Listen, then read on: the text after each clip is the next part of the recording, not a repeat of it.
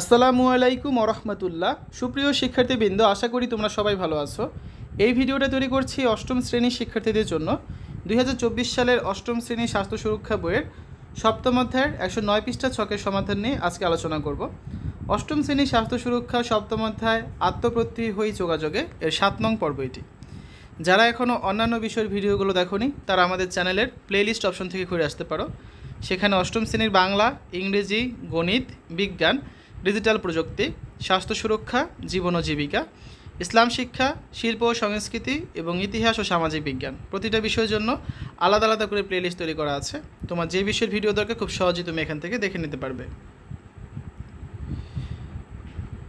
আত্মপ্রত্যয়ী যোগাযোগ কী ও কেন চাই তা স্পষ্ট করে ভেবে নিজেকে প্রস্তুত করব।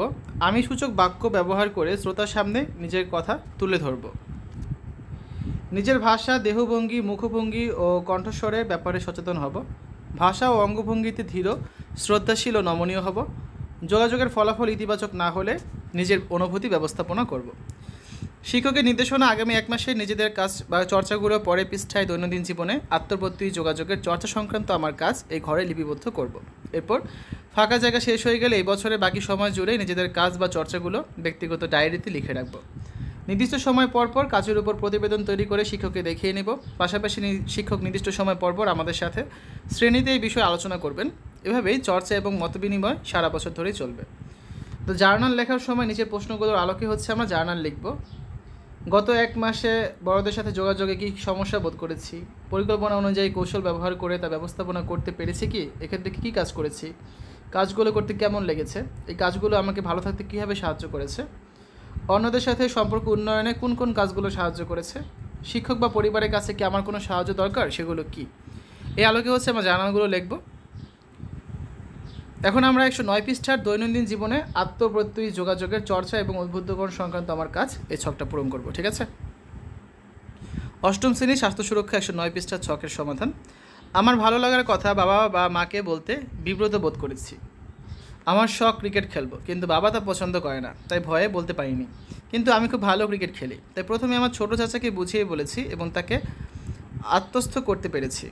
পরে তাকে সাপোর্টার হিসেবে নিয়ে বাবার কাছে গিয়ে বিষয়টা তুলে ধরেছি এবং বাবা তা মেনে নিয়েছেন।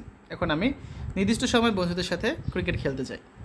বাবাকে জানানো অত্যন্ত কঠিন কাজ হলেও আমি তা ভালোভাবেই করেছি, তাই আমার আনন্দ লেগেছে।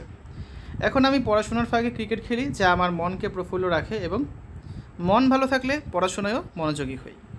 বন্ধুদের সাথে নিয়মিত ক্লাস করি এবং খেলি, তাই তাদের সাথে আমার খুব ভালো সম্পর্ক হয়েছে। আমার পরিবারের সবাই আমার সাথে থাকলে আমি বড় ক্রিকেটার হব এবং পড়াশোনায়ও মনোযোগী হব।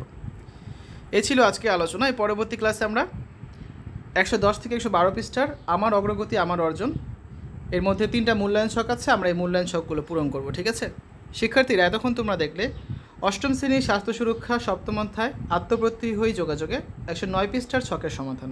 আশা করি ভিডিওটা তোমাদের কাছে ভালো লেগেছে। আজ এখানে বিদায় নিচ্ছি। আল্লাহ হাফেজ।